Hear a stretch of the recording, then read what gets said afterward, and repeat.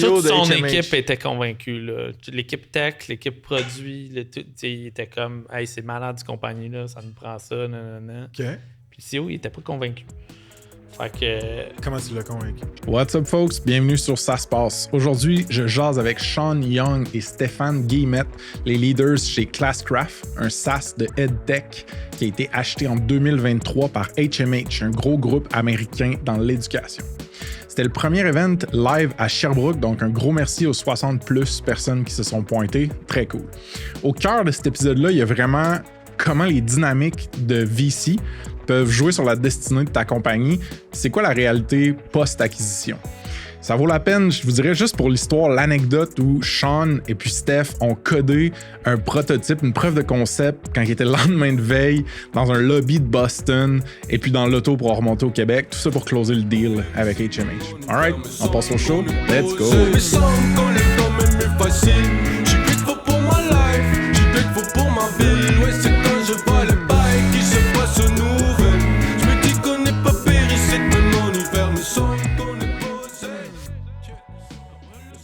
Ça se passe pourrait pas exister si c'était pas des partners certifiés qu'on est allé chercher. C'est des business fucking cool. Je suis client de la majorité de ces business-là.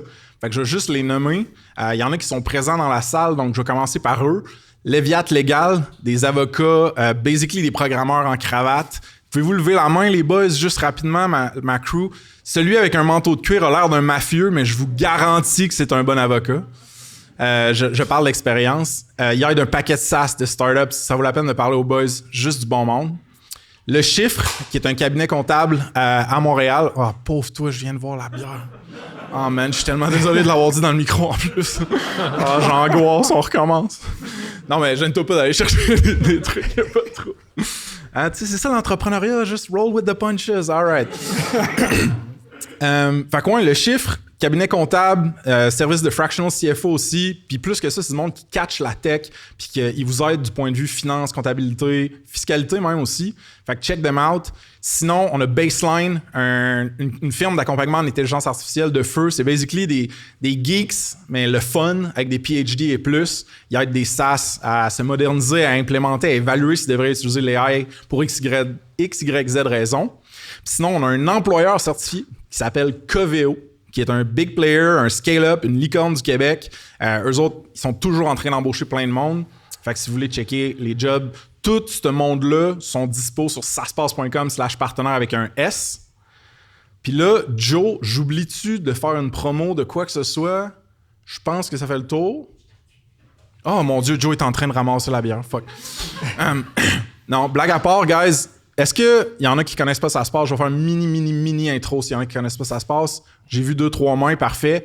Il n'y a pas de honte, tu sais, c'est un des podcasts les plus gros au Québec, mais tranquillement, ça se passe, c'est un média puis une communauté pour les builders en SaaS au Québec. On fait du contenu, on fait des events, on essaye d'élever toute cette communauté-là en racontant des bonnes histoires, des histoires inspirantes, puis en créant des connexions entre le monde. C'est le genre de truc qu'on essaie de faire ce soir ici.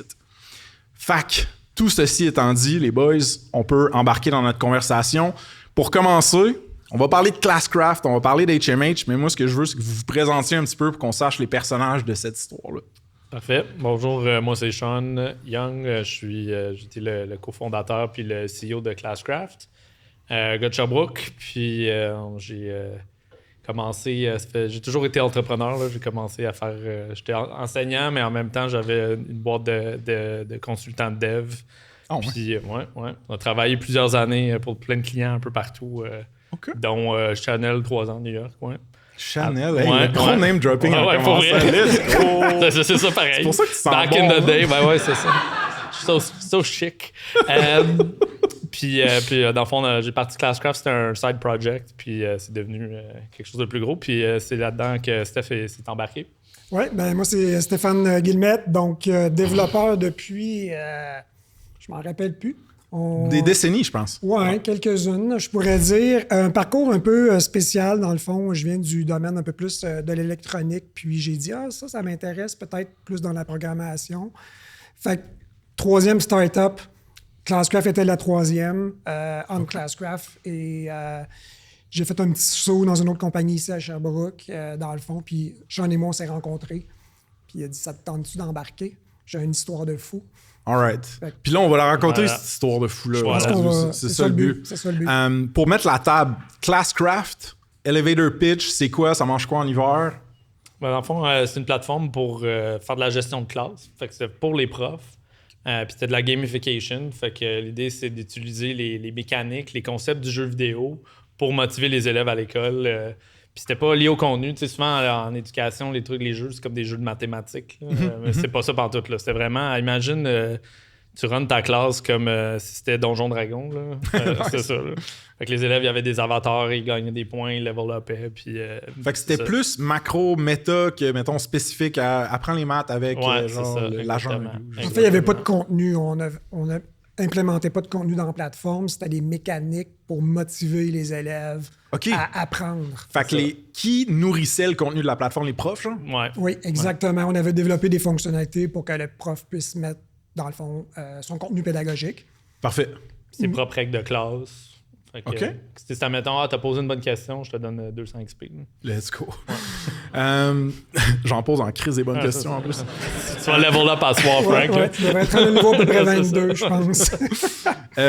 Pouvez-vous, les boys, me balancer une coupe de chiffres pour avoir un portrait un peu plus numérique, genre l'année de fondation, la grosseur que ça a Ouais. pris, ça m'intéresse. Dans le fond, on a parti ça en 2013, fin 2013. Puis ça a scalé à 12 millions d'élèves dans la plateforme. On avait OK. des users dans 150 pays, traduits dans 12-13 langues. On avait une communauté de profs qui traduisait ça open source.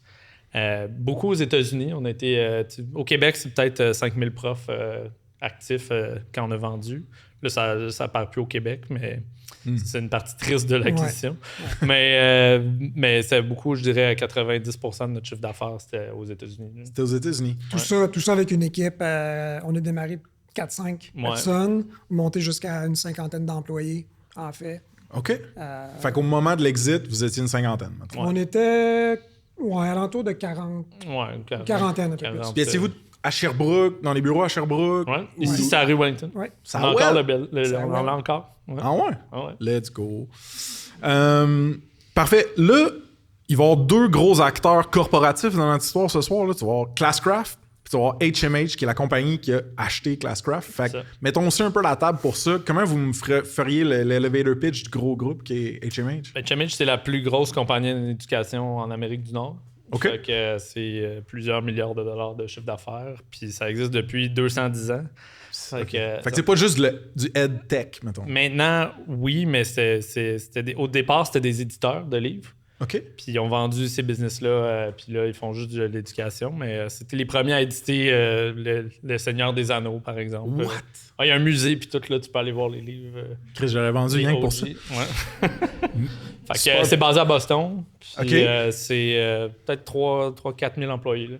OK. Ils sont spreadés pas mal aux States, ailleurs. Il y a du monde au State. Dans le fond, le main office est à Boston. Ils ont un bureau à New York, OK. à Dublin, Oui. en fait, à Sherbrooke. Tax purposes. Ouais. À Sherbrooke, puis on a une équipe de dev à Montréal, OK. Il y a aussi un bureau en Inde de cette heure. effectivement. Ouais. Ouais. OK. Puis il y a aussi un bureau en Oregon. Il y a un bureau en Oregon. Ouais, avec NWA.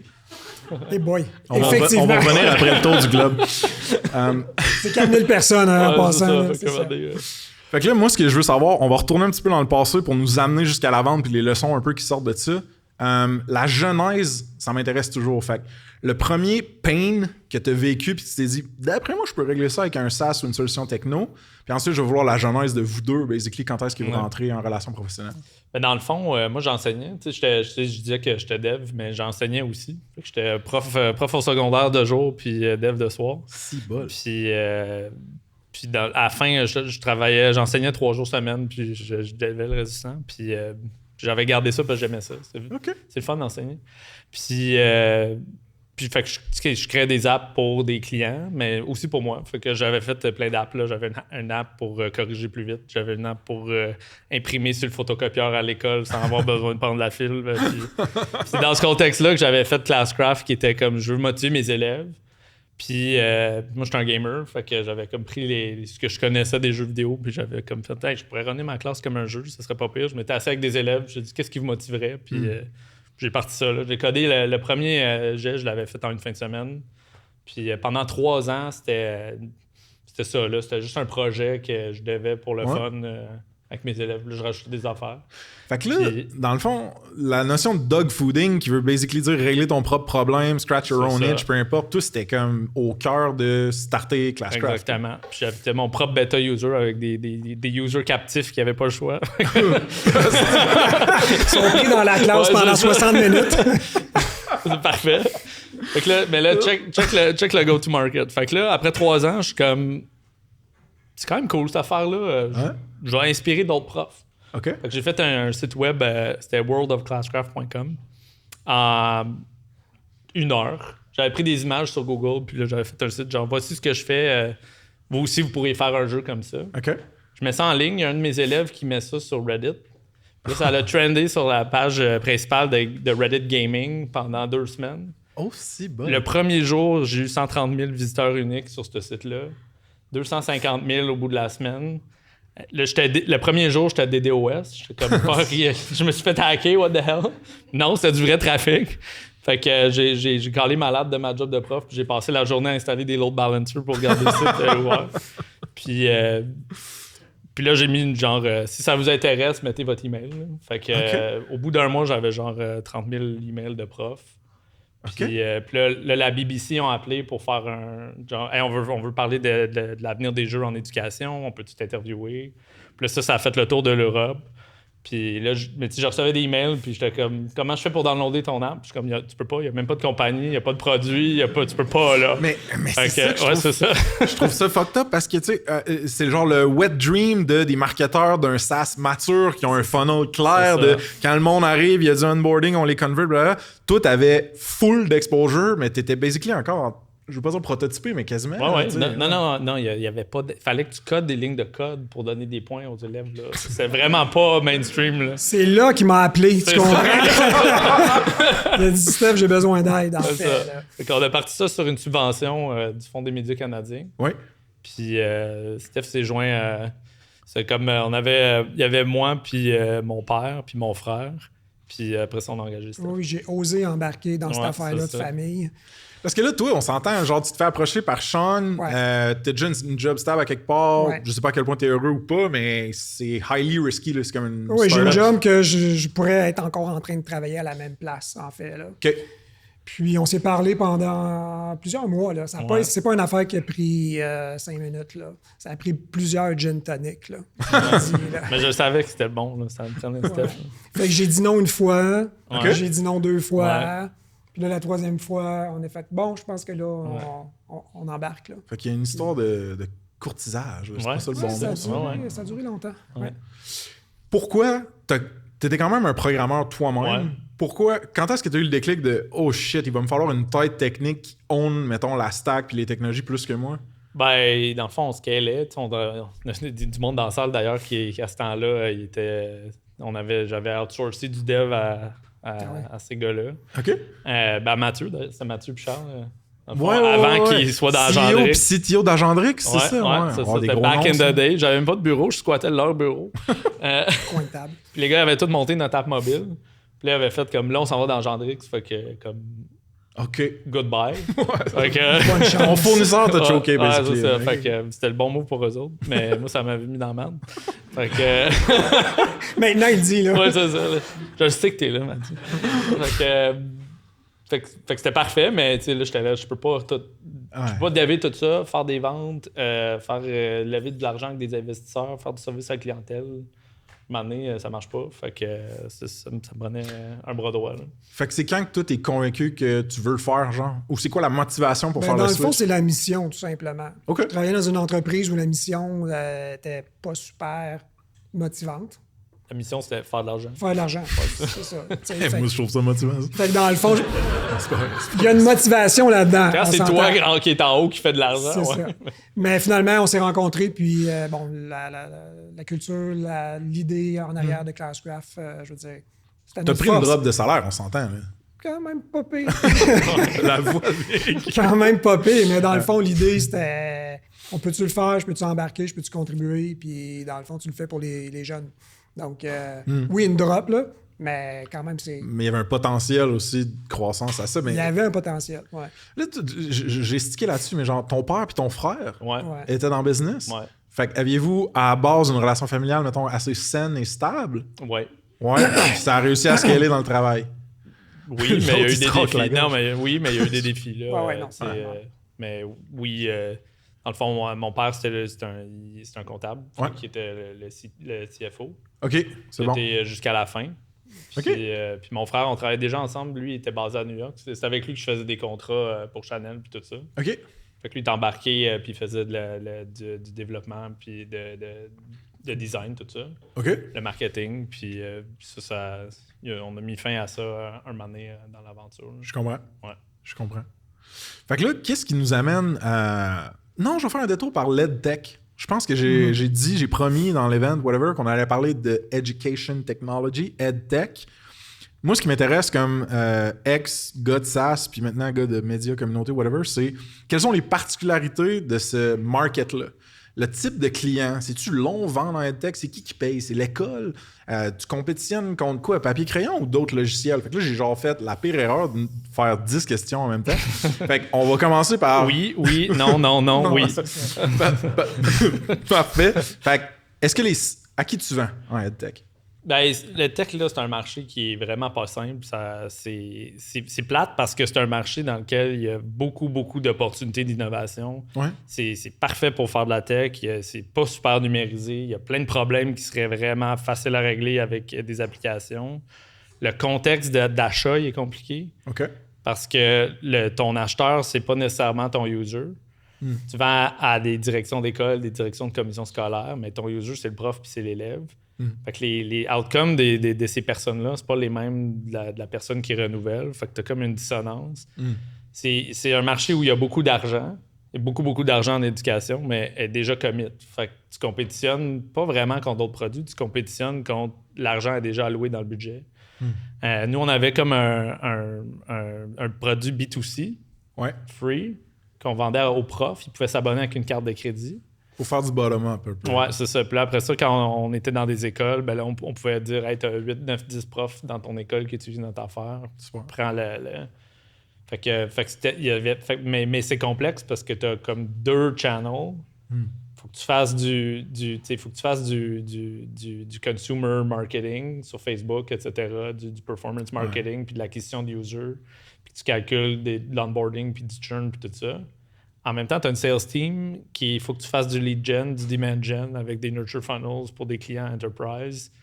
Puis les besoins étaient souvent en opposition. Là.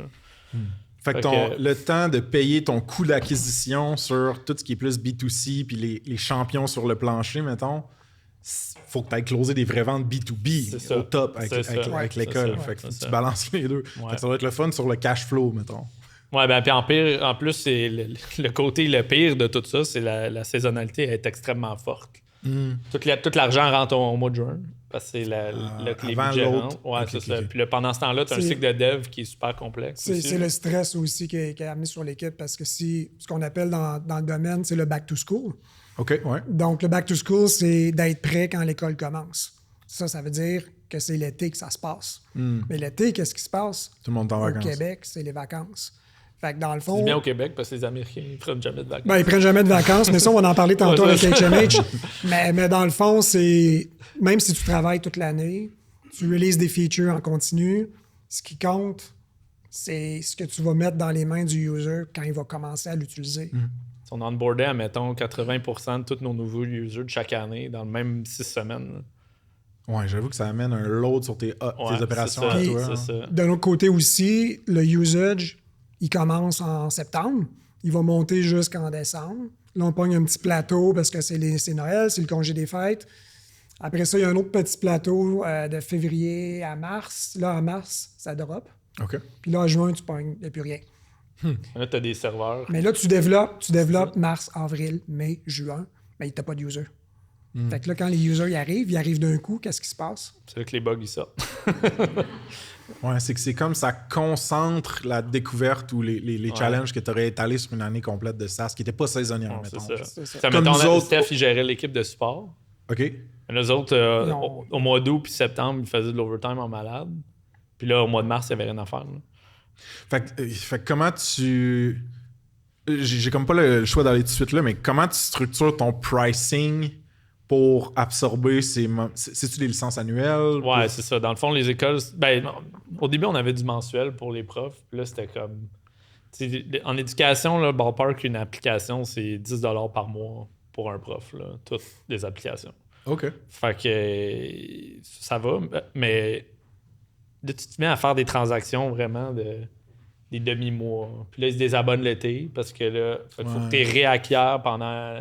T'sais, ils drop au mois de juin, là, il faut que tu les réacquires au mois de septembre. Le même user que ça fait 3 ans. Fait que là, on s'était mis à faire juste de l'annuel. Fait que là, c'était des abonnements annuels. Puis ça, c'était des cartes de crédit. Ça allait. Il venait un peu n'importe quand, parce que ça dépendait quand que la personne avait trouvé l'application. Mais les contrats d'école, ils venaient tous au même moment. Là. OK. Tous les budgets, c'est le 30 juin. Là. Fait que là, tu as une grosse entrée d'argent à ce moment-là. Puis pas d'autre argent le reste de l'année. Là, tu as aussi, dans le fond, 2 mois pendant l'année qu'ils n'utilisent pas la plateforme. Ouais. Donc, il faut aussi que tu organises ton pricing comme c'est 10 mois au lieu de 12. Ouais, donc, c'est ça. comme un enjeu. Puis Steph, il avait tout monté des trucs pour qu'on auto-scale les serveurs. OK. Comme ça, l'été, nos coûts ils droppaient Ouais. parce qu'on n'avait pas de user. OK. Fait que, mettons, à la rentrée, on pouvait avoir, admettons, je sais pas, là, 40 containers de Docker. Ouais, mettons, là. ouais, c'est ça. C'était comme... C'est une infrastructure qui scale à la demande, Ouais, en c'est fait. ça. Puis c'est des containers. Fait que ces containers-là, tu peux supporter un certain nombre d'usagers. Ouais. Mais là, quand tu n'en as pas, ben, tu n'as pas de container. Fait que tes coûts sont vraiment très bas. La concurrence aussi de users, c'était le jour, la semaine. En fin de semaine, même affaire, presque pas de users. Fait que c'est vraiment des gros pics, là. C'est super spiky. Là. Puis c'est peut-être noob comme question par rapport à l'école, mais mettons les cours d'été ou genre l'école, des fois le monde en reprend les cours l'été ou whatever, ça pouvait-tu vous amener un genre de bonus ou... Pas tant, mais l'hémisphère sud, l'Australie, le Brésil, on avait des users dans ces places-là. C'est pas la Les même autres, horaire. c'est switché. Là. OK. Fait que ça pouvait le faire. Là, mais comme je t'ai dit, on était beaucoup aux États-Unis. Là. Puis là, vous avez est-ce que vous pouviez trouver les personnes à influencer au niveau du budget dans l'école à l'avance, puis essayer de les convaincre avant que l'enveloppe soit basically dépensée? Comment tu fais pour faire ça? C'est ça qui me Au buzz. Québec, c'est vraiment dur, là, parce que ces noms-là sont pas publiés. Là. OK. Aux États-Unis, là, tu peux aller sur le site web de n'importe quel district puis pogner le numéro de cellulaire du surintendant. Là. OK. C'est tout ouvert. Là, c'est flyé, en fait, parce qu'ici, on a vraiment une méfiance de la compagnie privée dans le milieu éducatif. Là. Culturellement, là, Parle-moi-en de ça m'intéresse. Ben, c'est le même aussi, je pense, dans le milieu de la santé. C'est de l'argent public, puis on est comme très frileux de prendre de l'argent qui est pour les enfants puis le donner aux méchants corporatifs. Là. Les capitalistes. Ouais, c'est ça, les méchants qui veulent prendre chaque dollar de la bouche de nos enfants. Mais aux États-Unis, c'est pas le même partout. Là. C'est vraiment... on va pas monter de la tech nous-mêmes. Puis c'est beaucoup plus numérisé aussi. L'école là-bas, les élèves, ils ont presque tous des portables, même au primaire. Fait que il y a vraiment une notion que ils ont des budgets pour ça, pour acheter du software, etc. Là, pour des fins éducatives. C'est un peu plate que l'état de notre marché fasse que l'innovation que vous avez faite puisse pas être implémentée autant. Je suis d'accord. OK. Prochaine question, s'il te plaît. Moi, j'ai des questions sur la géographie qu'est l'Estrie. Parce que moi, j'ai buildé pas dans le centre populaire au Québec, même au Canada, qui est Montréal. J'ai buildé à Québec. On avait une communauté quand même, puis on avait un certain talent pool, mais c'était, en tout cas, en termes de capital, accès au capital, le risque, puisque vous avez raisé, c'était complètement différent là, que Montréal. Vous avez buildé en Estrie. Vous avez des bureaux ici, il y avait beaucoup de staff qui était ici. Y a-tu des leçons ou des particularités à construire de la tech en Estrie que vous avez le goût de partager avec la crowd? Puis il y en a plein qui build en Estrie ici, anyway. Ben, il y a des défis qu'on n'a plus aujourd'hui, finalement. OK, comme? Quand on a commencé, trouver du staff... Souvent, tu trouves du staff dans d'autres entreprises. Ouais, ça m'est arrivé. Ici, on a l'échantillon dans l'Université de Sherbrooke. Donc, on est capable d'avoir accès à un bassin de talent, mais quand tu sors de l'université, tu es junior. Donc, ça prend du temps à construire ton talent. Fait qu'une bonne façon de le faire, c'est de trouver des talents qui ont de l'expérience. Mais dans le fond, l'Estrie, ça a pris un certain temps à se builder. Mais on était un peu victime de notre succès parce que les compagnies de Montréal ont commencé à s'installer en Estrie, par exemple. Les compagnies comme Ubisoft, les grosses compagnies comme ça qui ont ouvert des bureaux, qui étaient difficiles au début, mais finalement qui a apporté beaucoup de monde. Fait que ça a donné vraiment un coup de main parce que ça a créé un pôle de talent, tout simplement. Avec la pandémie aussi, il y a beaucoup de gens qui ont comme quitté Montréal. Oui, ça crée d'autres problèmes parce que là, avec la pandémie, tu peux commencer pour travailler pour n'importe quelle compagnie. Rendu là, tu sais. What's up, folks? Donc, comme vous savez, je parle avec des centaines de professionnels SaaS par année. Puis chaque semaine, maintenant, j'écris sur un thème clé qui m'excite ou qui me trigger. L'infolette, ça se passe, c'est le recul hebdo pour prendre les meilleures décisions côté compagnie ou carrière. Management, produits, commercialisation, je couvre tout ça et plus avec des histoires vraies puis des exemples concrets. Tu peux t'abonner sur notre homepage, il y a un pop-up, ou directement au saspace.beehive.com ou rendre ça dans Google. All right? Cheers! Puis vous, l'idée de construire une équipe ou juste une organisation 100% en télétravail, c'était-tu pas nécessairement une priorité? Avez-vous un take là-dessus? Oui. Ben, dans le fond, mon début, je voulais vraiment pas parce que justement, j'avais été en dev en télétravail pendant longtemps. Puis dans ce temps-là, c'était genre Skype. Là, fait que c'était un peu moins glamour. Puis justement, c'est pour ça que j'étais allé squatter les bureaux d'Agendrix parce que je m'ennuyais trop chez nous. Fait que je voulais pas créer ça comme entreprise. Fait qu'au début, j'étais très... C'est pour ça qu'on a des beaux bureaux, ils sont bien placés. Mais on avait, parce qu'on travaillait le marché américain, on avait du staff remote dès le départ aussi, qui était aux États-Unis. Puis là, on s'était mis à engager aussi du monde à Montréal parce qu'on ne trouvait pas nécessairement ce qu'on voulait ici. Fait qu'on s'est ramassé avec un hub à Sherbrooke, mais avec plein d'employés qui n'étaient pas attachés au hub physique. Puis là, ça crée comme deux cultures. Ouais. C'est comme, hey, cool, on va luncher, le monde au bureau. Puis les autres, ben, seuls chez eux, ils trouvaient ça plate. Ouais.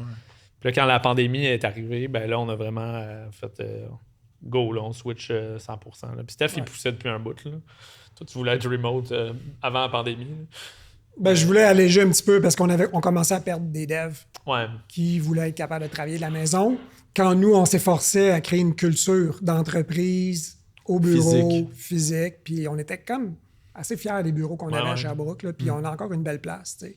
Ben, les plus beaux souvenirs que j'ai de construire Snipcart, c'est au bureau. Là. Ouais, c'est ça. Puis, tu sais, on a été hybrides, nous autres, for the longest time. Puis quand on s'est mis à embaucher dans des endroits genre satellites, on a créé des rituels, mettons, qui étaient obligatoires, qu'on faisait descendre le monde de Montréal chaque mois.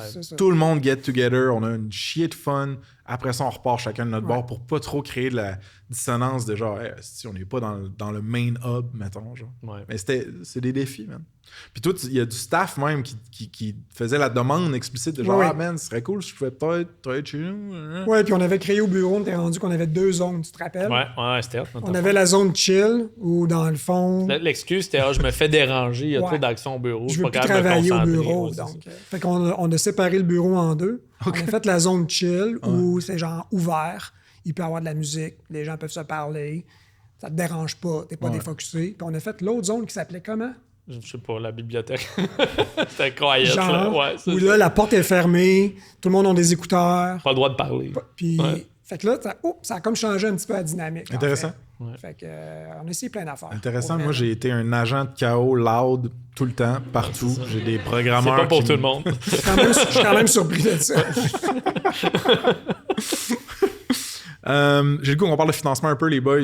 On a comme hinté puis fait des allusions à ça. Vous avez décidé de lever du capital de risque. Est-ce que c'était on veut aller plus loin, plus fort, plus vite, whatever, ou yo, si on lève pas de capital de risque, on risque de mourir? Les deux.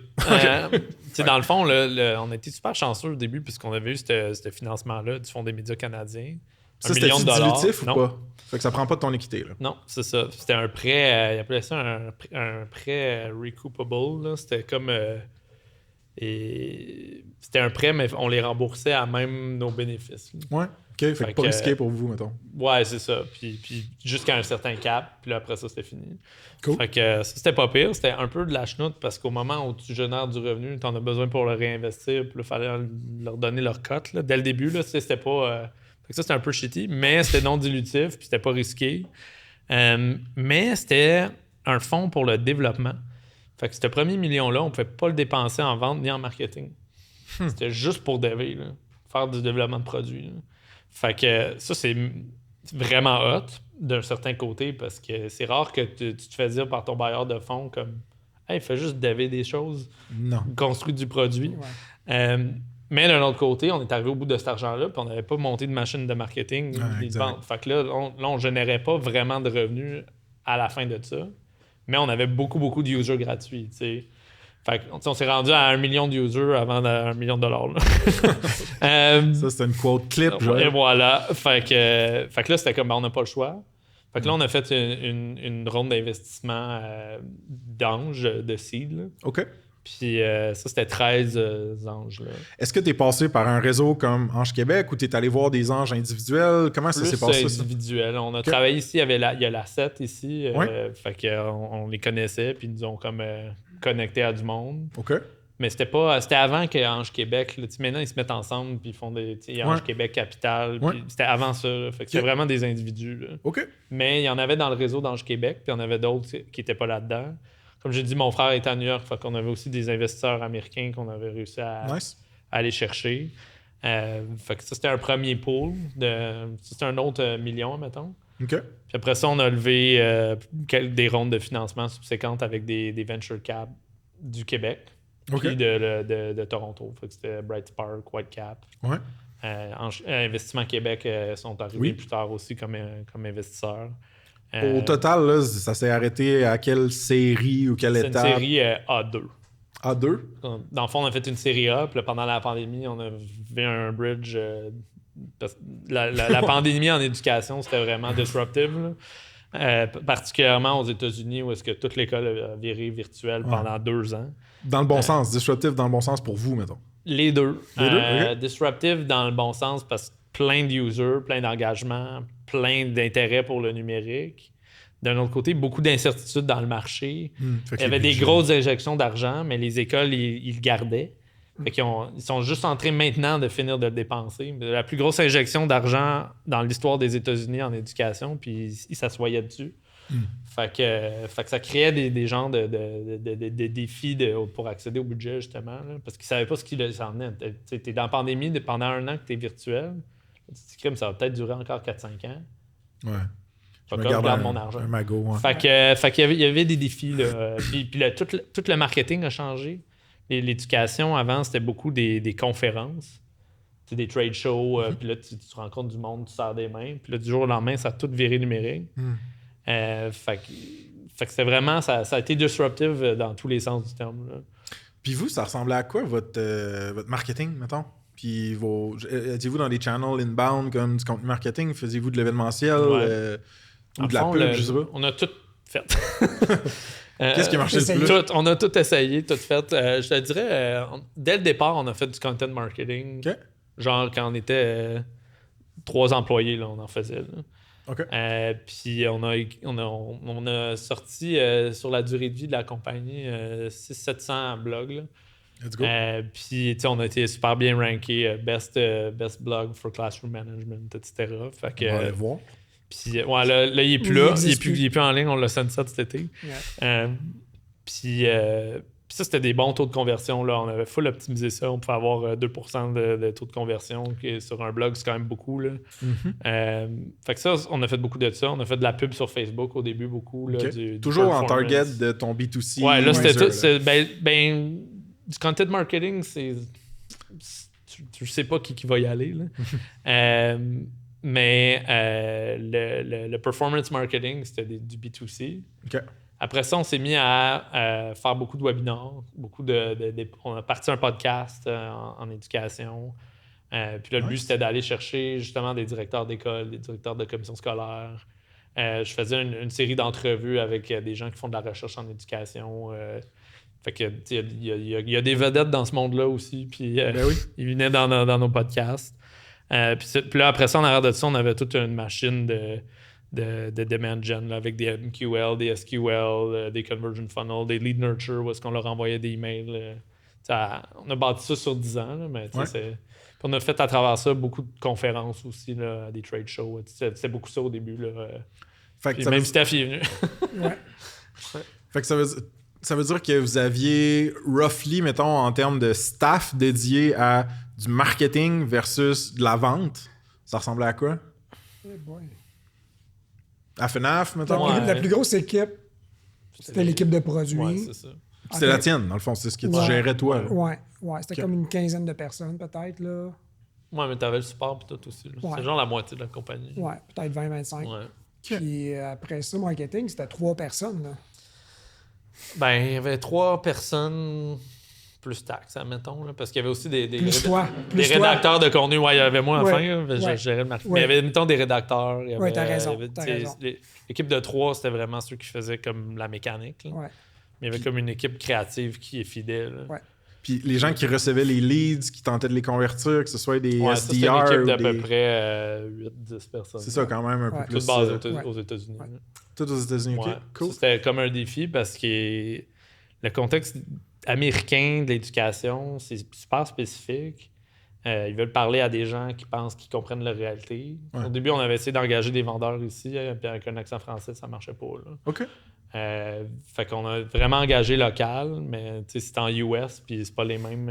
C'était un gros drain sur le cash flow. Là. Une équipe de vente. Puis on l'a fait trop tôt, je te dirais. Là. Mettons, à refaire, là, j'aurais repoussé ça de 2 ans, mettons. Là. OK. On s'est essayé trop vite de... Mais on n'était Scaler pas la prêt vente. non plus au point de vue du produit. Oui, c'est ça. On avait un produit teacher pour les profs. Puis là, on a dit, on va le vendre aux écoles. Mais il n'y a rien pour les administrateurs C'est ça. d'école. Ouais. C'est la dichotomie du user puis de l'acheteur. Ouais. Ouais. Fait que là, Steph, il a pendant 1 an bâti des dashboards puis des systèmes pour fider de la donnée pour qu'il y ait des rapports sur le comportement des élèves. Puis là, on avait une value prop pour des administrateurs d'école. là. Toi, dans tes compagnies ou carrières passées, y avait-tu des investisseurs de capital de risque? Non. Non? Non, il n'y avait pas d'investisseurs. Toi non plus, Sean? Non. Fait que ma question pour vous, c'est une fois que cette réalité-là s'update, où est-ce qu'il y a des gens sur votre board, il y a une certaine gouvernance qui s'installe, des gens qui ont mis des millions de dollars, qui cherchent une certaine hypercroissance, y a-tu des oh shit moments ou des adaptations que vous avez dû à faire par rapport à comment vous gériez la business ou juste comment vous gériez vous autres? Ouais. Mais on Peux-tu avait un très développer? bon board actuellement. Ouais, Tu sais, c'est pour ça. vrai, C'est ça, on a- ouais. la gang était, je dirais, normale. OK. Tu sais, on pouvait jaser comme on jase là actuellement. OK. là. Quand c'était les meetings, les monthly ou Ouais. c'était un petit peu plus arrive prêt. Ouais. Tu sais, rencontrer des investisseurs. L'imputabilité. Ouais, c'est ça. Faut pas que tu arrives. Si tu n'arrives pas préparé, Ah, tu te fais ramasser. t'as potentiellement plus de job le lendemain. là. C'était aussi, tu sais, mais dans le fond, le board qu'on avait, tu sais, c'était plus Sean qui était en contact Ouais. avec eux.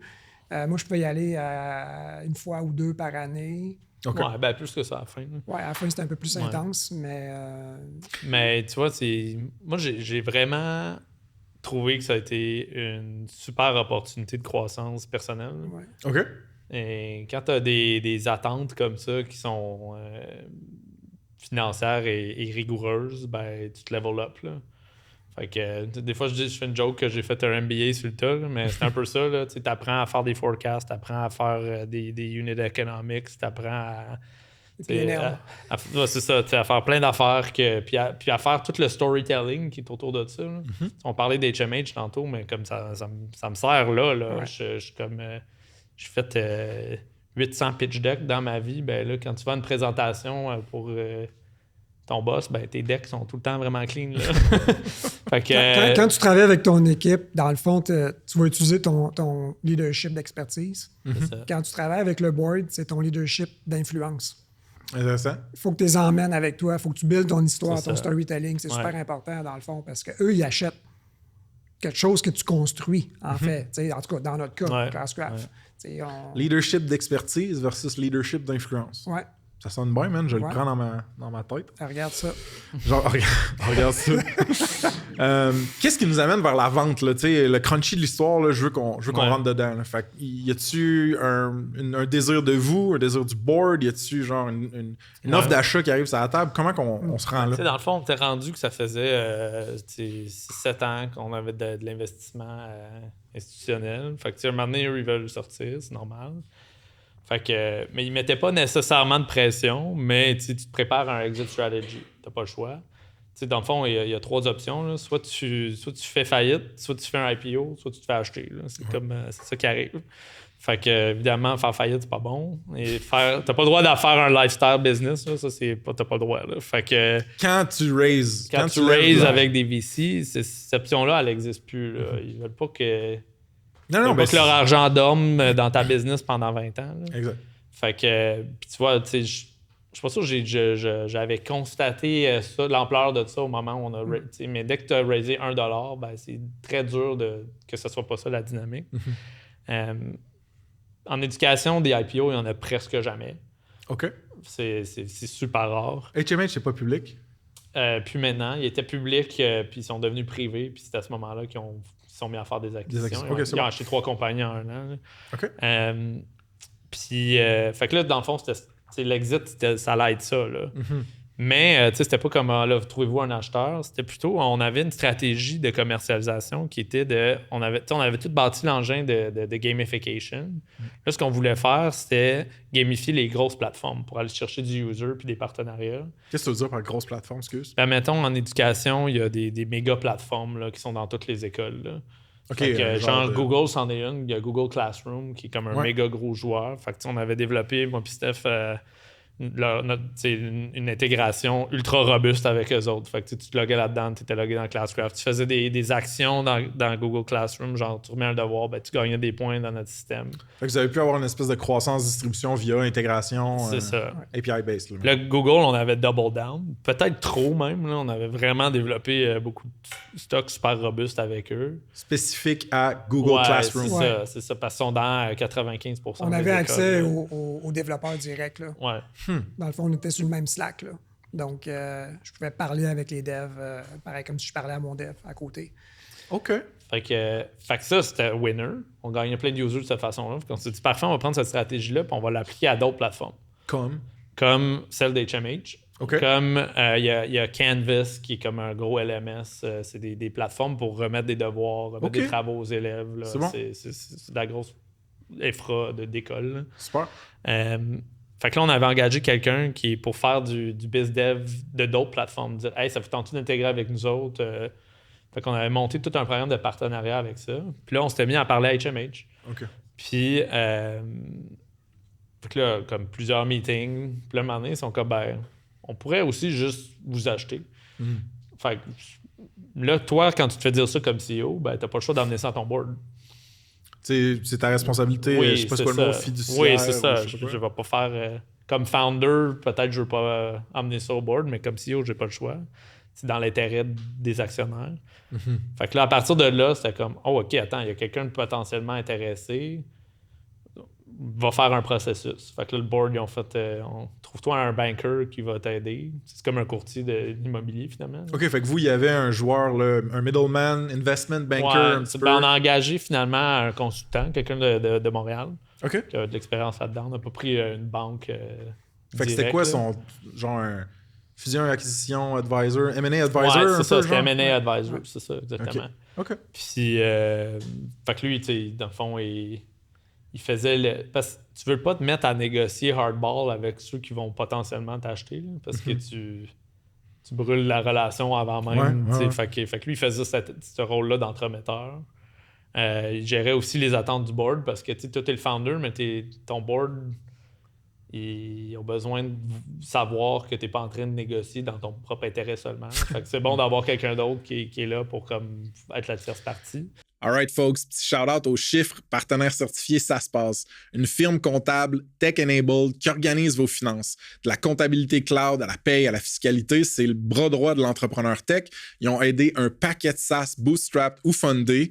Check them out sur saspace.com/partenaire avec un S. Puis manquez pas le show 74 avec Jean-Gab sur le pricing. OK? De retour au pod. Je pense aussi que tu as quand même une business à runner. Là. Tu peux pas te calisser des opérations à 100%. Non, c'est ça. Exactement. Pendant ce temps-là, dans le fond, Sean n'était pas super disponible. Là. Toi, ça t'a affecté? Ou plus quand vous êtes arrivé en due diligence? Ça a été quand même une année assez intense, là, pour vrai. Là. C'est comme si tu mets ta vie sur pause. Ça a duré genre 8 mois. Ta vie familiale sur pause là, pendant un certain temps parce que ça prend toute la place. Puis tu sais, on était aussi dans une position, ça passe ou ça casse, en fait. Fait que, Qu'est-ce que tu veux dire? ben, si finalement on ne réussit pas à vendre la compagnie, comme Sean disait, c'est soit faillite, ou on fait un spin-off, puis on revoit Fallait raiser complètement. une série B, mais là, les investisseurs, ça les intéressait pas. Fait que c'est un peu... un coup que tu t'es mis dans ce processus-là, t'as comme plus le choix. Là, tu te sens responsable, tu as 30-40 personnes, en fait, là. Si tu prends une décision, ça a un impact pas juste sur ta vie, ça a un impact sur tout ton staff, en fait. Fait que c'est quand même assez lourd à porter pendant ce temps-là. Vos investment bankers ou, excuse-moi, M&A advisors, est-ce qu'ils vous ont amené plusieurs deals sur la table? Ben oui, c'est ça. Dans le fond, eux, ils en ont amené quelques-uns, mais moi, j'avais déjà un réseau. Là. J'avais déjà du monde que je travaillais. On avait d'autres partenaires que Google et HMH. OK. Les autres, ils étaient sur la table. Il y avait quelqu'un sur le board qui était une ex-CEO en tech qui était super bien connectée. Fait qu'elle nous en a amené aussi du deal flow. C'était une grosse gang. Ça a failli être eux autres. Là. C'est une méga grosse boîte en Chine. OK. Ça a failli aller travailler pour les Chinois. Puis, mais tu sais, le culture fit, il était pas là. Tu sais, mettons à choix égal, c'était comme. Boston ou Shenzhou? Ouais, c'est ça. Fait que tu sais, finalement, à table, on a eu, mettons, qui ont gardé dans la première vente, là, tu sais, 6-7, là. Fait que t'as eu combien de LOI, mettons? Ça, c'est 7? Non, là, mais on a eu plus qu'un. OK, plus qu'un. Parfait. Puis là, quand est-ce que vous signez le premier LOI, c'est-à-dire la lettre d'intention qui disait on s'engage à rentrer dans ce processus-là de bonne foi, puis être sérieux, puis pas checker ailleurs, autant HMH que vous. Vous signez ça à peu près à quelle date, puis combien de temps ça a pris avant de closer? C'était juste avant Noël, puis on a closé le 8 mai. Juste avant Noël? Ça a pris 5 mois, mettons. 5 mois. Ouais. OK. Toi, Très long. t'étais le VP CTO. CTO, ouais. Mais VP produit aussi. C'est une start-up, fait qu'on a plusieurs rôles. Tu gérais la tech beaucoup. Ouais. Est-ce que ça a été un gros hit, la vérification diligente? Ou est-ce qu'ils checkent, hey, ta tech est solide, là, je veux-tu m'acheter des problèmes si j'achète ça, moi? On a eu plusieurs rencontres, dans le fond, avec eux sur place. Là, on est allé à Boston 2 fois, 3 fois. Ils sont venus ici à Sherbrooke. On est allé se cacher dans un petit hôtel pour pas venir au bureau parce que tu peux pas rien dire au staff. C'est fucké, ça. Ah, c'était vraiment pas cool. Le bout où tu caches ça à ton équipe, c'est vraiment pas le fun. Ouais, je l'ai Mais vécu, merci à ChatGPT qui m'a vraiment aidé pour vrai. Là. C'est ce genre, donne-moi toutes tes licences open source. Toutes tes librairies, OK?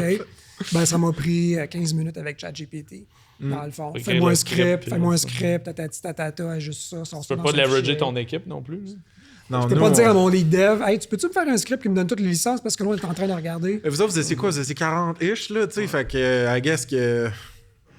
Nous, on n'a pas le choix de prendre notre lead dev, faire hey, dude, on est en train de vivre ça. Ouais. On déborde, là, genre, parce qu'on l'emportait encore plus de chapeaux. On était 9, 10 quand on a vendu. Ouais. Fait que, on a comme amené quelqu'un dans le processus, puis ça nous a aidé quand même.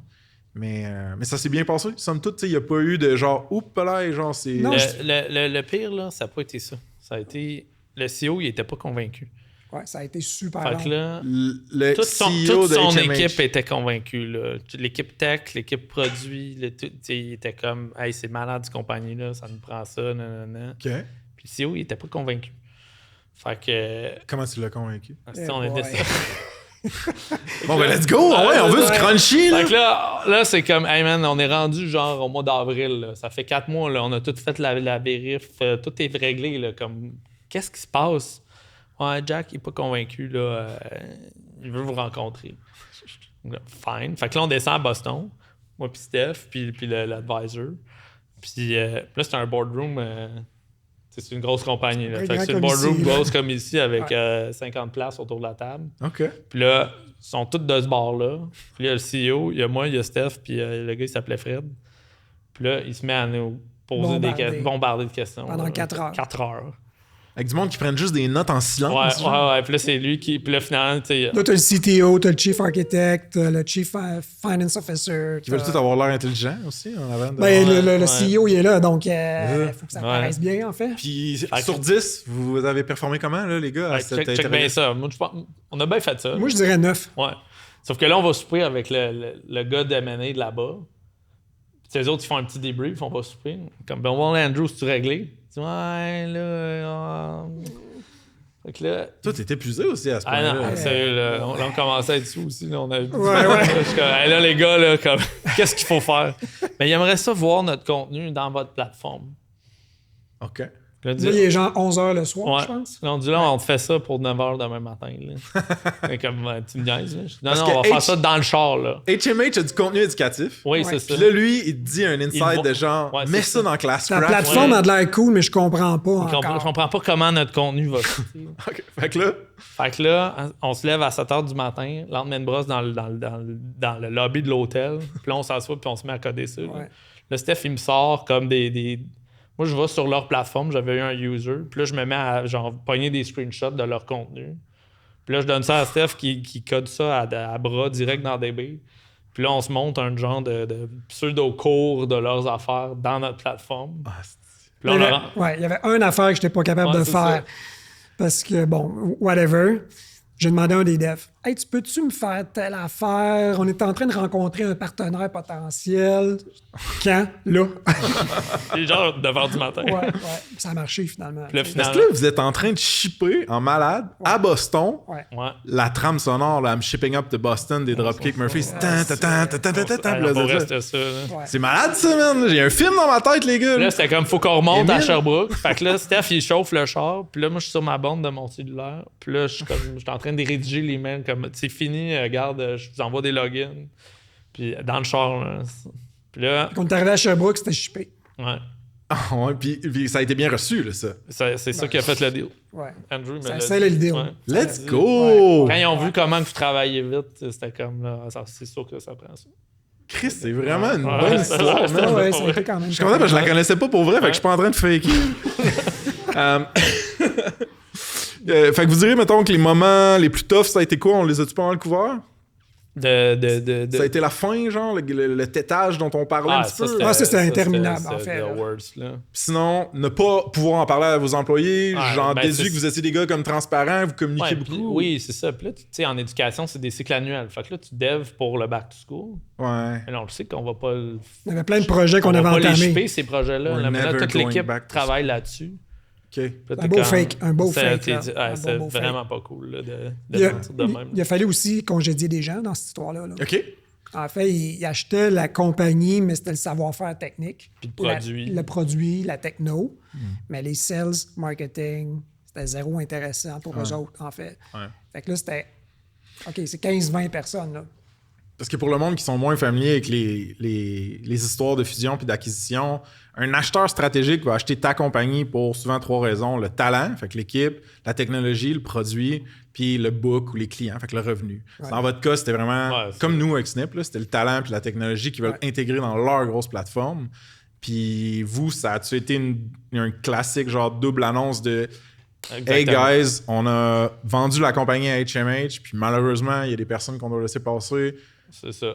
Ça, c'est de la merde, en Hey, c'était de la fucking Ouais, merde. puis on n'était pas à Sherbrooke quand ça s'est passé, on était à Boston. Dans le fond, Ouh, dans le fait fond qu'il fallait c'était que tu supposé fasses- closer ouais. le lundi, mais là, il y avait des fucks d'avocats. Fait que là, on est rendu le mercredi. Mais là, on était déjà à Boston parce qu'on commençait Pour l'onboarding. Là. Oh boy. Puis là, finalement, OK, c'est mercredi, mais là, on voulait pas rechanger toutes les dates. Fait qu'il fallait congédier tout le monde avant 3 heures. Ah. Parce que c'est la fermeture des transferts bancaires. Fait que là, c'était comme... On part ça à 9h. On fait venir tout le monde sur Google Meet. On a une bonne nouvelle. C'est pas tout le monde qui va venir avec nous. Là, attendez, on va un par un vous rencontrer. Et si, Fait que ouais. là, puis là, on a passé genre 20 personnes back-to-back de 9h à 3h sans arrêt jusqu'à temps que ça soit fini. Là. C'était dégueulasse. Ouais, ça, c'était... Mais vous l'avez fait? Oui, puis tu sais, dans ce contexte-là, les employés ont des bons packages. Là. Ouais. On avait négocié des super. Tu sais, Ouais. personne qui s'est ramassé à mal pris avec ça. là, mais c'est super. On dirait tough. que la teneur de ce qu'on est en train de raconter est triste. Puis ma prochaine question, c'est comment avez-vous célébré? Puis là, je suis comme Ouais, tabarnak. c'est ça. Ce soir-là, non, mais on se faisait onboarder, puis c'était l'offsite de tout le groupe tech. Ouais. Fait que là, on est allé au bowling. C'est vrai. Ah ouais? Puis là, à 7h, on est comme. On est plus That's capable de it. jouer au bowling. C'est bon, là. Après 2 bières, on a fait ciao, bye, là. Ouais, Non. ouais. Mais Fait que ça veut dire qu'il n'y a pas eu une grosse pause là, entre genre on signe. Zéro. le 0. Vous avez commencé à travailler avec HMH. On a marqué à fond dans cette histoire-là par la suite. Ouais. Puis qu'est-ce qu'il y a. On s'en va vers notre closing, là, puis on va pouvoir prendre des questions après, mais genre, j'ai le goût de savoir les bénéfices qui sont sortis de cette transaction-là, que ce soit pour vous ou pour Classcraft, le produit, puis les choses qui étaient plus tough dans l'intégration, dans l'acquisition, après. Là. Tu sais, une fois que le deal est signé, puis tout, puis que là, c'est le temps de merger tout, là, qu'est-ce qui a été tough, puis qu'est-ce que vous avez fait? Oh shit, ça c'est nice qu'on a ça à cette heure. Tu sais. Je vais dire ce qui est nice, tu vas dire ce qui est tough. On peut faire l'inverse. Si tu veux. Vas-y. Dans le fond, ils ont acheté Classcraft parce qu'eux, ils ont une plateforme legacy OK. vraiment pas super engageante. Là. Puis, fait que nous, notre mandat, c'était comme de rendre ça interactif, puis etc. OK. Puis là, l'intégration tech, c'était comme... Au départ, on allait comme pogner la tech, mais on s'est rendu compte rapidement que ça avait comme pas rapport à faire ça. Fait que finalement, on a rebâti Aussi boire, OK. from scratch, là, une nouvelle plateforme qui a le même nom, puis qui a des fonctionnalités quand même différentes. Là. OK, fait que là, quand je vais sur HMH Classcraft, mettons, c'est pas du le même nouveau produit. code, Ouais, c'est pas le même produit. Oui. mais avec tout le même genre de feature scope, de... Pas tout, c'est ça. OK. Dans le fond, nous, notre gros défi, c'était que Classcraft, c'était vraiment hot, mais pour des early adopters, des profs craqués qui ont le goût de gamify leur classroom. Ouais, comme toi, t'étais. C'est ça. Au début. Puis ça, il y a tout un marché intéressant de ça, mais donc tu veux le vendre à la ville de New York, c'est 1 million d'élèves, ben là-dedans, il y a plein de profs que c'est ma tante Gertrude. Là. Puis c'est pas ça qui les intéresse. Tout, ma tante Gertrude. C'est un préjugé, ça. Ok. Ma tante Gertrude, méga gamer. Puis, fait qu'on est parti de quelque chose qui était une Cadillac, mais qu'il fallait que tu investisses, tu apportes ton propre contenu, tu le customises. C'était pour des profs motivés à quelque chose qui est moins comme aussi hot, mais que n'importe quel prof peut utiliser. Puis là, le scale, il est là. Dans le fond, on a lancé ça on time, qui était quand même tout qu'un exploit.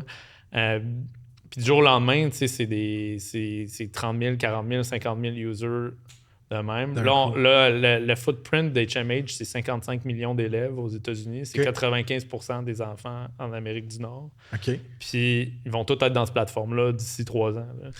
Fait que le scale, il est malade. Là. On parlait de la mission puis de l'impact. Ouais. Ben là, c'est beaucoup, beaucoup plus gros que tout ce qu'on aurait jamais pu faire là, tout seul. Là. Moi, j'ai plein de souvenirs puis de flashbacks quand tu dis ça, mais comment tes devs ont réagi à... Il faut basically refaire une version de Classcraft, mais comme scope it down, peut-être un peu plus beige, ou du moins un peu plus universel. Ça a-tu été acquis comme quand même un beau défi ou c'était genre... Ça, c'est un rêve de chaque développeur. Là. C'est ça, genre On part une app from scratch. Partir avec pas de legacy, pas de contraintes, bon. pas de choix de tech, en fait. Mais le drawback de tout ça, c'est que tu n'es plus en contrôle de 100% de tes choix à l'intérieur de cette entreprise-là, comme j'étais quand j'étais CTO chez Classcraft. Là, dans le fond, il y a 4000 employés, il y a une équipe, il y a genre 500 développeurs, il y a des processus, il y a, si tu veux changer une modification, tu veux apporter une modification dans l'architecture, il faut que tu rencontres un board. Ah boy. Moi, j'arrive, je dis, moi, je veux prendre ça, je veux prendre ça, je veux prendre ça. Ça fait comme, non, tu peux pas. Oui, je veux. Fait que là, ça a pris comme 3 mois à peu près. Ouais, ils appellent justement, là, ils sont pas full down avec ton témoignage. Non, je sais, tu m'as pas dit que c'était live tout de suite. Monsieur HMH! Mais non, c'est ça. Fait que c'était plus ça l'enjeu. Mais finalement... T'as trouvé ça rough, toi? Ouais, Parce que t'étais the boss of you pendant longtemps. moi, j'étais prêt à partir. OK, carrément. En toute honnêteté, j'ai fait comme... Fuck you! Fuck you! Fuck you, faites-le. Mais t'es resté. Non, mais j'ai rencontré... Finalement, il a fait le bras de fer puis il a gagné. Ouais, ben j'ai rencontré le CTO, le big CTO. OK. Puis j'ai comme expliqué mon affaire, puis j'ai dit, si c'est pas comme ça, ben remplace-moi, je suis pas la bonne personne. Hey. Là, il y avait le chief architect, il y avait le CTO, puis là, c'était lui et moi qui s'ostinaient. Puis à la fin, il a tranché, il dit, Steph, on fait ton affaire. Chris, let's go. Fait que là, je parle plus au chief architect depuis un an. Mais on a shippé ce qu'on avait à shipper. Hey, on a shippé comme des malades. Là. Ah ouais? Puis c'est 90%, c'est l'équipe de Sherbrooke. Là. Ouais. C'est des rockstars. L'équipe Fuck de yeah, Sherbrooke, man. c'est Let's des go. rockstars, C'est- là. pour vrai, c'est malade. C'est vraiment hot, là. Fait que. On dit en joke qu'on est des Gaulois, là, c'est comme Astérix. Ouais, on est les Gaulois dans Ben, toi, t'as un l'histoire. peu une coupe de vikings. Ouais, je peux. Mais sinon, c'est la culture. Ouais. Ce qu'on a trouvé le plus difficile, c'est le changement de culture. On avait une culture hyper solide à Sherbrooke, là. OK, mais explique ce que tu veux dire par culture, parce que moi, ça me fait penser à plein d'affaires. Genre, Bon. américain versus québécois, ou c'est quoi? Oui. Ben, il y a de ça, Il y a la dans le langue. fond. La langue. C'est Ouais. l'équipe à Sherbrooke est 90% mainly francophone. Ouais. Eux autres, Mainly francophone. c'est ça. Mais eux sont vraiment zéro francophones. Ils parlent pas français, ils Ouais. comprennent pas le français. Mais là, on travaille avec des développeurs qui sont anglophones. Fait que là, on fait des meetings d'équipe. Ouais. Dès qu'il y a un anglophone, qu'est-ce qui se passe? Ça switch. Ouais. Fait que là, C'était les ça, gens, c'est il y a ça. des gens qui parlent plus. Il y a des gens qui ont des super de bonnes idées. Ils Sont vont pas peut-être les apporter. Pas à l'aise ou intimidés. Fait que changement de culture. Puis il y avait plein d'Irlandais, fait que là, ils comprenaient pas l'accent. Ouais, ça, c'était vraiment tough. C'est vraiment tough, pas vrai. Ouais.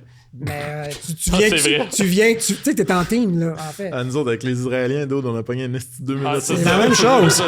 Fait que là, maintenant, j'étais allé chercher un budget, j'ai pris des devs, on est monté à Dublin.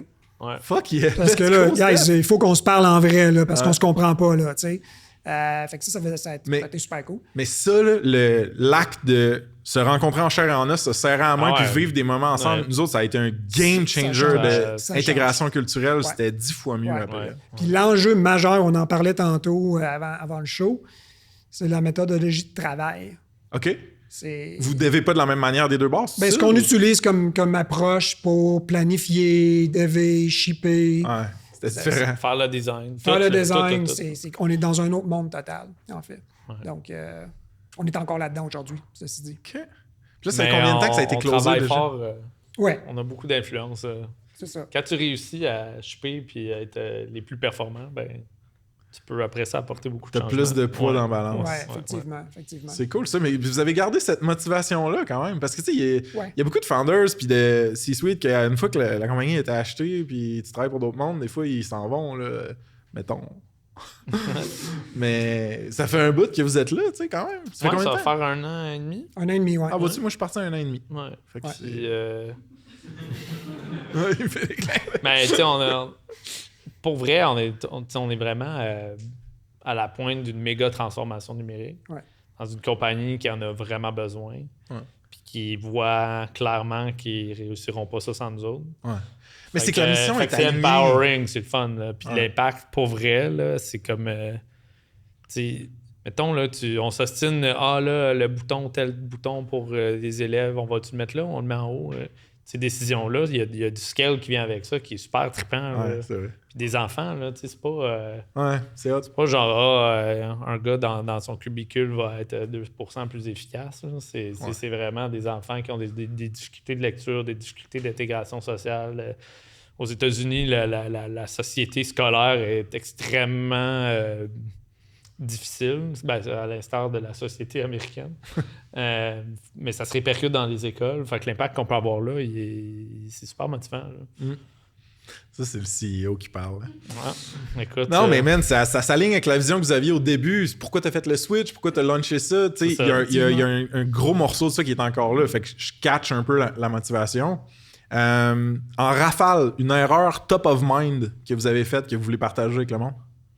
je pense qu'on a fait trop de features trop tôt. Ouais. Trop de features trop tôt? Ouais. Ben, vous aviez eu le million qui était juste C'est pour ça. dans- Puis Ouais. on a- Trop vite. Ouais, Tu sais, dans le c'est fond, on a ça. inventé un nouveau acronyme. MVP, Ouais.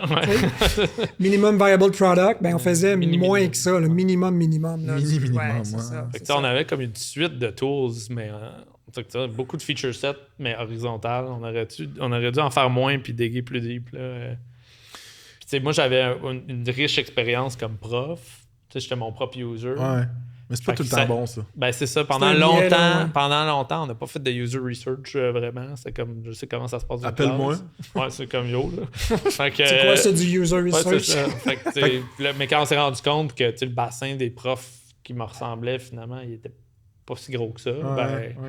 Fait que on a fait ça sur le tard. Là. Mais Steph, il a monté toute une procédure de UX qui était. On avait vraiment engagé une trippante. première personne Ouais. pour faire la recherche, puis ça a Ok. changé totalement là, la dynamique. On a Ouais. mis en place ce qu'on appelle le NP Score. En fait, c'est que tu vas chercher la satisfaction des Ouais. usagers. NPS. NPS, ouais, c'est ce que j'ai dit. NP Score. Hey, je m'excuse, je suis NP un score. autre de marde, man. Ouais. Ma blonde, quand elle me reprend, quand je compte une histoire, je suis comme, hey, pourquoi tu fais ça? Puis là, je fais ça Mais devant le du monde. S dans NPS, c'est Score. NP là. Score. C'est Ouais, ça. NPS. Fait que Ah, Vous tout le avez les monde a deux raison, dans le raisons. fond, là. ça. Ouais, merci. c'est ça. Pas de chicane, Mais ça a les gars. changé toute la dynamique, en fait. Parce que vous aviez. Alors, c'est bien optimisé pour le. Ouais, mais là, c'est NPS, plus lui là. qui décidait c'était quoi les features, en fait. T'sais. Fait que là, on avait un poids, c'était un peu plus le fun, en fait. Je peux aller boire de la bière, c'est parfait. là. Ouais. Tranquille. Les gars, ça fait une couple de fois que l'alcool est un thème récurrent. Ah, dans écoute, votre- dans votre T'as pas vu ensemble. notre bureau à Sherbrooke? Une brasserie. On va closer ça bien vite, les boys. Fait que Ouais. je veux savoir, dans 5 ans, vous voyez le produit Classcraft dans HMH où, puis vous voyez où? C'est une bonne question. Je pense que pour ma part, il y a encore beaucoup de place à pouvoir livrer des trucs super trippants. Là. Fait que ça se peut qu'on soit encore chez HMH. Classcraft, le produit, d'ici 3 ans, c'est tous les enfants des États-Unis qui utilisent ça. Fucking sick. Fait que c'est certain. Là. Fait que on n'a même pas. C'est ça c'est intéressant quand tu travailles dans une grosse compagnie de même parce que le footprint il est déjà là. Fait que c'est juste une question de temps. Là. Fait que. C'est que la distribution est quasiment built-in. C'est Ouais, instantané. built-in, là, vraiment built-in. Là. Fait que c'est sûr que ça, c'est motivant, mais après ça, je veux dire, on n'est pas obligé de finir notre vie là non plus. J'ai plein d'idées de start-up encore. Ouais. Dont une qu'on se garde. Ouais, c'est ça. On va pas en parler le ce faire- soir. On va le faire ensemble si on Ouais, le fait. c'est ça. Fait que toi, dans Ouais, 5 ça. ans, ça ressemble-tu à ça ou? Ben, moi, je pense qu'on va take over toute la tech. OK, Ouais. let's go. Ouais, on Non, c'est on est déjà. Oui, oui, Ok, oui. pas dans la planète, là, Non, maintenant. non, non, c'est ben ça. non. Chez HMH, pour vrai, parce que la plateforme qu'on a développée, je pense que la fondation est solide pour remplacer ce qui est là déjà. Fuck yeah, man, ça me Ouais. craint que raide. Ouais. Non, c'est vrai. Ah, c'est les Gaulois. C'est vraiment le fun de vous voir motiver de même puis continuer de builder puis faire du bruit à l'intérieur de l'organisation puis shaker des affaires, tu sais.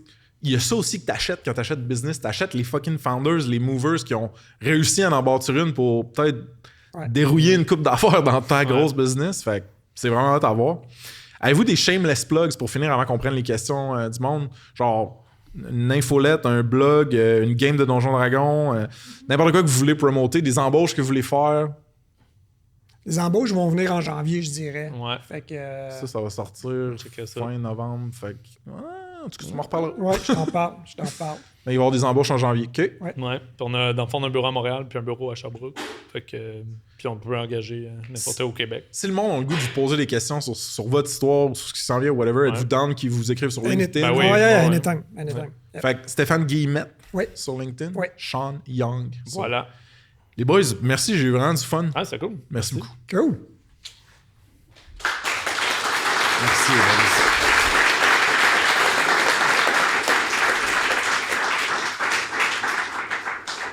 Fait que là, dans le fond, Oli est en train de faire des macaqueries avec le micro. Ça va être prêt très bientôt. Émile va s'occuper de mettre un peu de lumière sur ce micro. Et puis là, moi, c'est le moment où je meuble le temps, hein? Avant que quelqu'un prenne son courage à 2 mains, se lève et vienne poser une question. On a un élu qui fait le premier pas. Yes. Ouais, attention, de la Yes. bière, là. Fait que juste dire ton nom, ta compagnie, ta question, pas nous compter ta tendre enfance. J'en ai comme 5, ça continue. Attends Il y en a beaucoup qui sont faciles. Donc, un petit peu. Puis pour toutes les autres, là, il reste de la bouffe, il reste de la bière, des drinks non alcoolisés. On a la place jusqu'à 10, si je ne m'abuse. Il faudrait qu'on soit éclairé à 10. Fait qu'en tout cas, on a du temps pour chiller. Personne ne s'est fait crisser dehors. Attends un petit peu encore. Hey, concentre-toi, Emile, sacre. Quand tu vas Me payer un assistant. Ouais, t'as raison. Mais c'est parce qu'Emile, il travaille avec genre Altitude, North Face. Il était sur la plus grosse montagne en Argentine récemment. Là, c'est comme tellement simple qu'il perd ses repères, man. T'as habitué à avoir du staff. Il perd ses repères, man. Quelle lens, c'était? Il était carré de m'entendre. Super. Vas-y. donc juste pour être sûr, on n'a jamais donné de chiffre officiel. L'année de la vente, c'est en 2003? Non, à 2023. Oui, 23. Ton nom, Ouais. compagnie aussi, s'il te plaît. Gabriel Desjardins. Super, merci. Réponse aux menaces informatiques, pour être précis, parce qu'il y a seulement 5000 devs.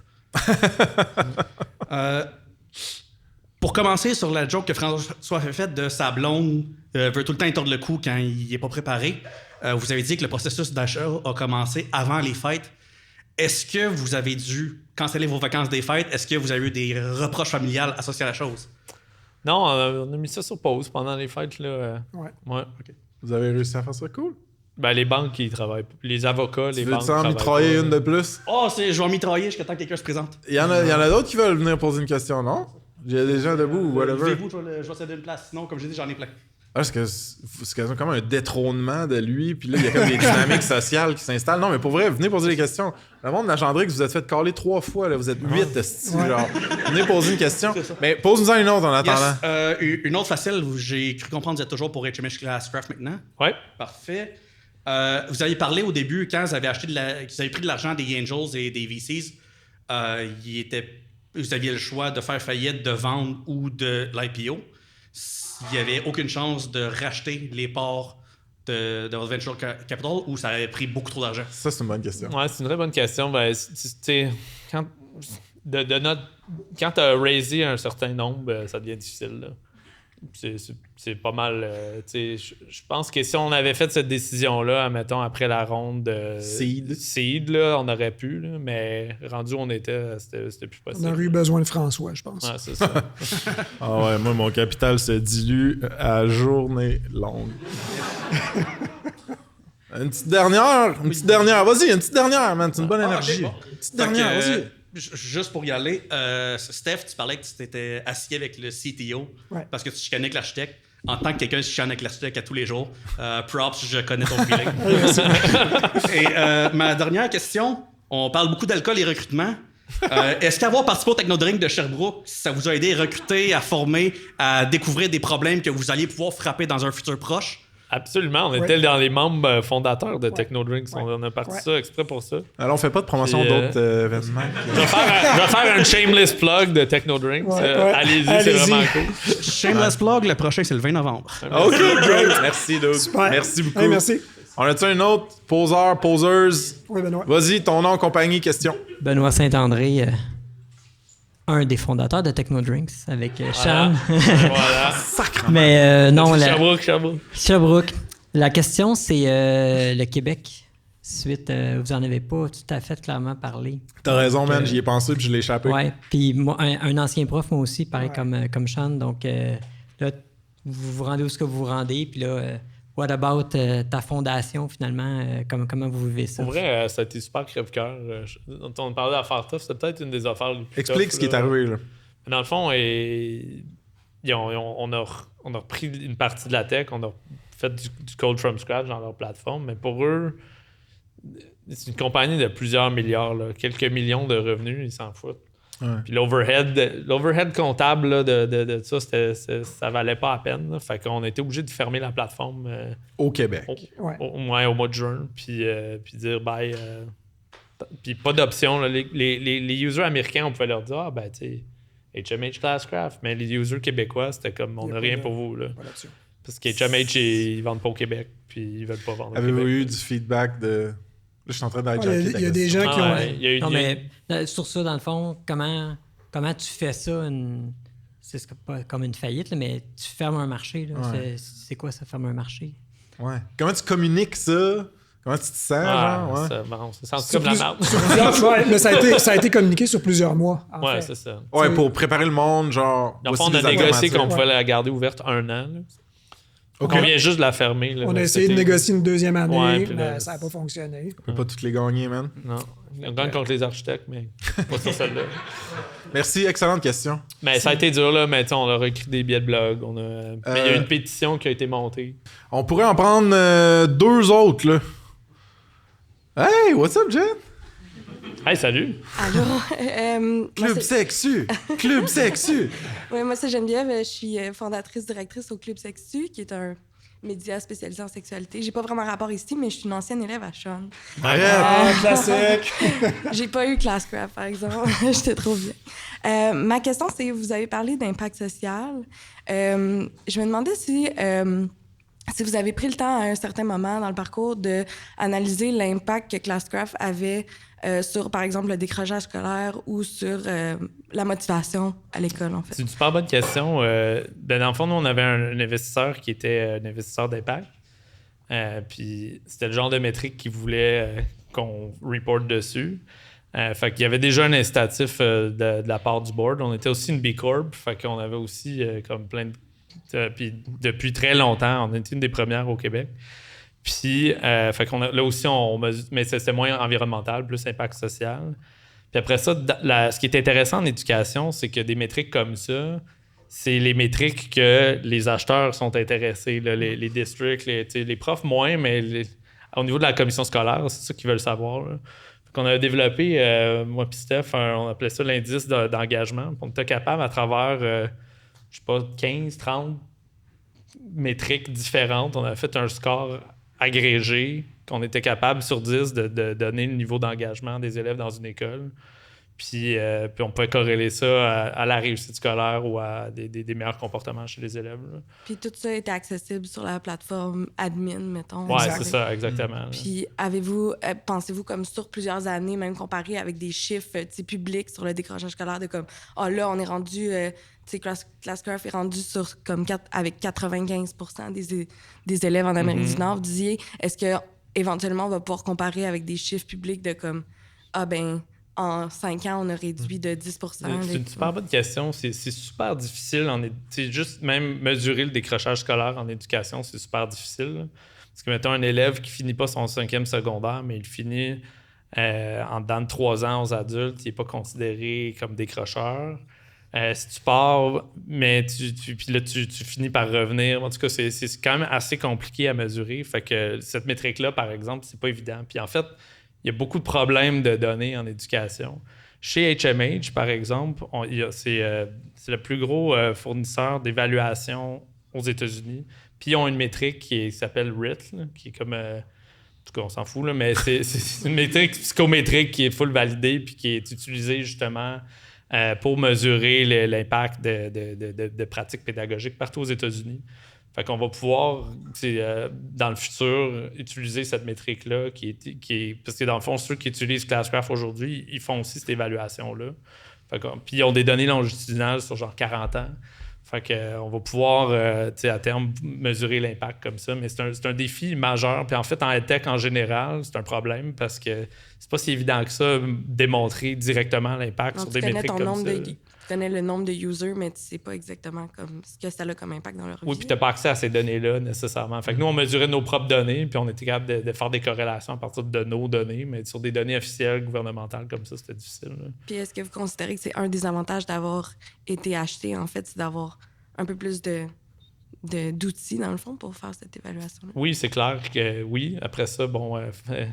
il y a beaucoup des compagnies de même, ça a beaucoup de données, mais elles ne sont pas toujours bien valorisées. Fait qu'on va avoir un chantier aussi à ce niveau-là. Là. Mais, merci. Merci, John. Merci.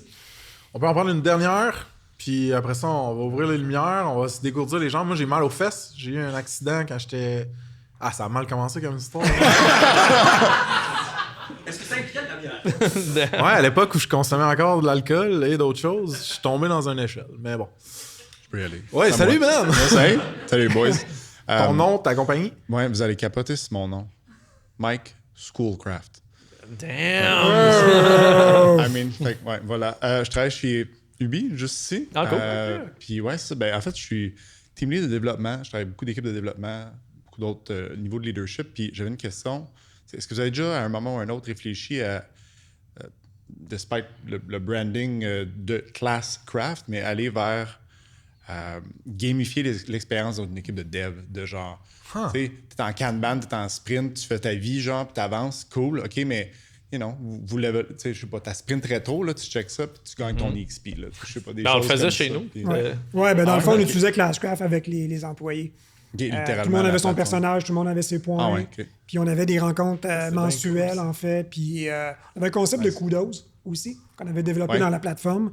Puis les kudos, ben, c'était de reconnaître les bons coups entre employés. Ça donnait des points. Puis il y avait une petite compétition saine. Ouais. Il y en a qui étaient contents d'être le plus haut niveau. Là. C'est ça. Fait que ça l'emmène comme ce côté coolness, là, je trouve. Là. OK. T'as-tu vu des softs qui faisaient ça, toi? Hein? As-tu vu des softwares qui faisaient déjà ça? Non. Tu sais, OK. en fait, c'est juste... en vous entendant là, puis en réalisant, moi, c'est comme un truc qui est ongoing dans ma tête de genre, comment je pourrais, plus engager l'équipe, comment je pourrais aider d'autres équipes. En tout cas, fait que ça a du sens pour moi. Mais on a tout ce qu'il faut pour le faire. On avait Vidéotron, il l'avait utilisé aussi. Oui, c'est vrai. On l'avait appris c'était pris un compte prof, là, puis là, c'était un manager dans un centre d'appel, puis il avait tout gamifié son centre d'appel. OK. Puis Classcraft, qui était intéressant, c'est que c'était basé, là, tu pouvais programmer des actions qui automatiquement donnent des points, mais c'était aussi basé beaucoup sur le comportement. Fait que là, par exemple, si le manager voit que tu étais super poli, si tu étais réactif au client, là, il pouvait te donner des points. Puis là, les récompenses par défaut, c'était des choses comme tu peux remettre ton travail une journée plus tard, tu peux travailler en équipe dans un travail. Okay. Mais là, eux autres, ils avaient mis des trucs genre tu peux te parker dans la place du président, tu peux avoir. Ils avaient mis des trucs qui étaient cool pour les employés. Puis ça avait super bien marché. Ce gars-là, il avait eu le prix de gestion de l'année. L'Université de Sherbrooke en musique aussi. Oui, aussi à la faculté de musique, il l'utilisait aussi pour gamifier. Fait que. La plateforme le fait déjà, dans le sens que c'est ça. Même si c'est pas obligé d'être une classe en soi. Là, non, c'est ça. Un groupement d'êtres humains. Un groupe de personnes. C'est ça. Puis ça peut même être utilisé sur le human skill, comme tu dis. C'est pas juste t'as fait tant de Jira, good job. Puis en fait, je te dirais que c'est plus meaningful que du task-based. Tout à fait. Ouais. Très cool. OK. Merci. Si jamais vous le développez, explicitement, just, hit me up. Ça marche. Bon, man, il faut que ce soit la question la plus courte du monde, puis il faut que la réponse des gars soit la plus courte du monde. J'ai mal aux fesses pour vrai, le big. Yes. Pour avoir travaillé pour une start-up sherbrookeoise, on a eu beaucoup de misère au Québec à vendre notre produit pour la loi du plus bas soumissionnaire conforme. Rest of Canada, US, on vendait à pu finir. Est-ce que c'est un problème que vous avez vécu? Nous, on n'a vraiment pas cherché à développer le marché québécois. Fait que les profs, ils payaient de leur poche, puis on borderait pas avec... c'est trop compliqué de vendre aux écoles au Québec, là, honnêtement. Là. Surtout quand c'est un si petit marché. Là. Fait que, on avait un gros footprint de profs au Québec, mais pas de ça. Là. Fait que t'as dodgé ça, basically. Merci. Merci tout le monde. Bonne fin de soirée.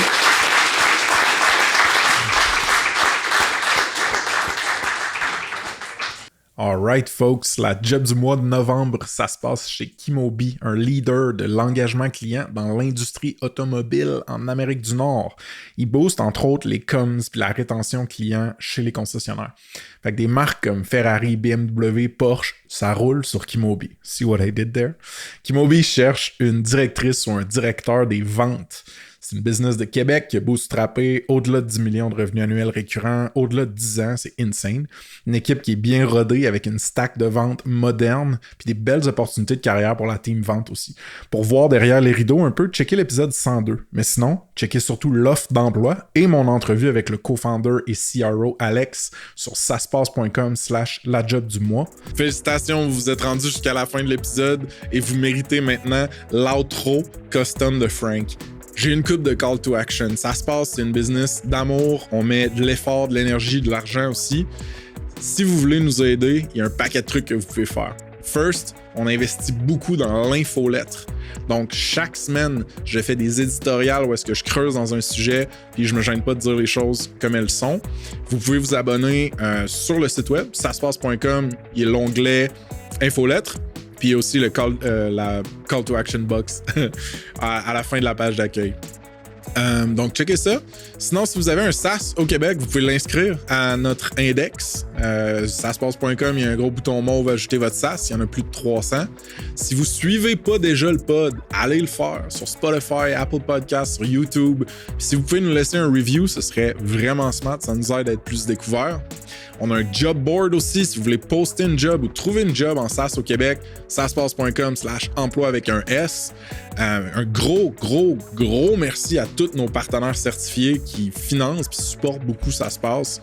Vous avez Léviat Légal pour tout ce qui est avocat, droit, besoin dans ce genre-là. Le Chiffre pour finance, fiscalité, comptabilité.